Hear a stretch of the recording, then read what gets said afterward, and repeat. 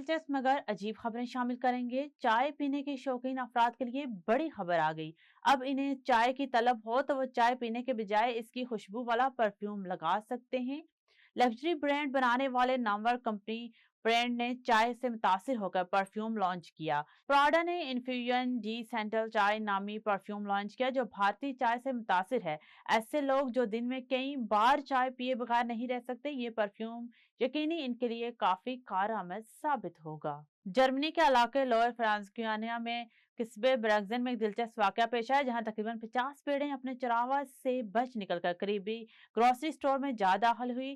Super market میں بنائی گئی ویڈیو میں دیکھا جا سکتا ہے کہ درجنوں بھیڑیں مرکزی دروازے سے سٹور کے اندر داخل ہوئی جس کے باعث اندر افراتفری مچ گئی۔ بھیڑوں کی وجہ سے سٹور کے اندر نقصان ہوا اور جگہ جگہ گندگی پھیل گئی۔ لیبیا میں ایک موبائل شاپ پر 16 سال بعد پارسل موصول ہوا۔ دکاندار پرانے موبائل کا پارسل دیکھ کر اپنی ہنسی نہ روک سکا۔